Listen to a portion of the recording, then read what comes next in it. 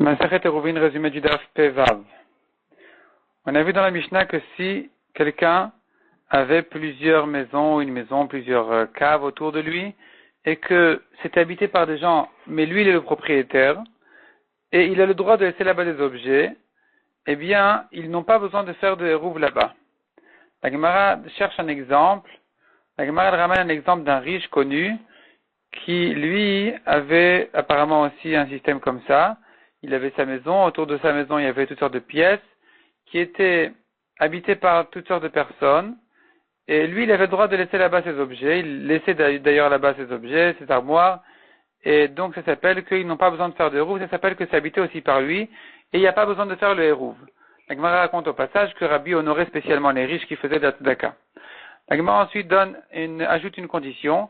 Il faut que cet objet-là soit un objet qui ne soit pas porté pendant Shabbat, de manière à ne pas craindre qu'il risque de le retirer avant Shabbat, en début de Shabbat, et que finalement il resterait pendant Shabbat, la maison serait habitée par cet homme-là, donc pas le propriétaire, mais l'invité, et que le propriétaire ne fait plus rien là-bas, n'a plus rien à voir avec cette maison-là.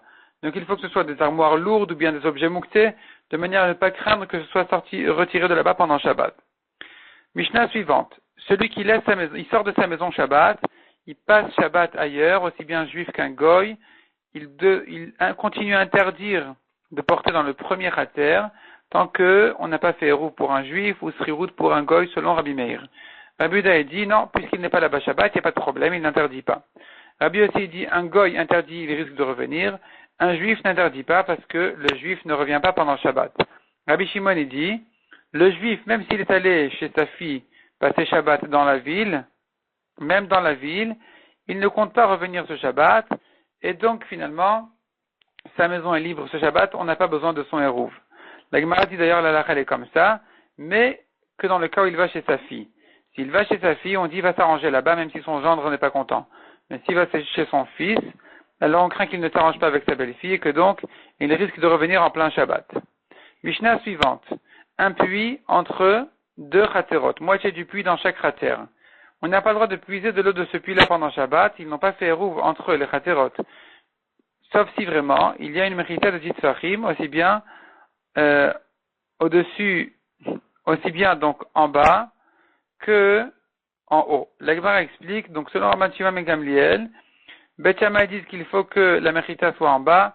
Bet Hillel disent que la mechita peut être en haut. La Gemara va expliquer ce que ça veut dire. Selon Rabbi Yehuda, on n'a pas besoin de tout ça. Du moment qu'il y a le mur qui passe entre les deux khatserot et qui traverse le puits par en haut, c'est suffisant. Il n'y a pas besoin d'ajouter encore une mechita à l'intérieur du bord du puits. La Gemara explique ce que ça veut dire en haut et en bas. Deux explications.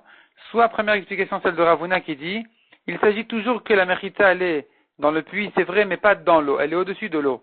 En haut, ça veut dire au rebord du puits. En bas, ça veut dire au-dessus de l'eau.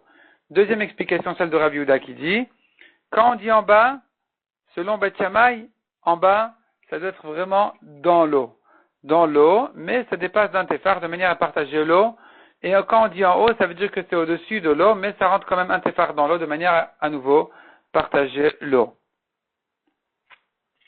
La Gemara ensuite dit, une poutre qui se trouve sur le puits, si elle est large de 4 fachim, elle permet de puiser l'eau en dessous de la poutre. Pourquoi?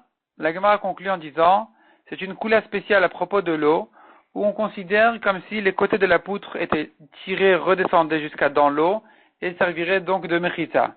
Et donc il se trouve qu'on a ici une mechitza qui vient de séparer entre les deux voisins d'ici, et ce qui va leur permettre à chacun de puiser de l'eau.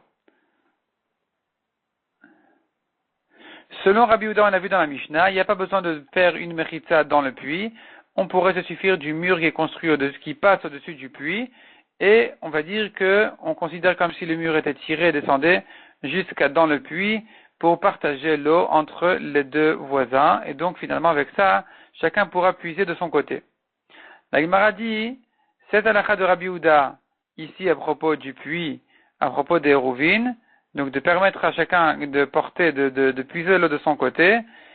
A priori, on voulait la comparer à une halakha de Rabbi aussi qui dit le même principe à propos de Souka, comme quoi un mur même suspendu on voit comme s'il descendait jusqu'au sol, il pourrait permettre la souka, rendre la souka kshira, mais la Gemara, elle fait la différence entre les cas, elle dit non, on n'a pas de preuve de l'un pour l'autre.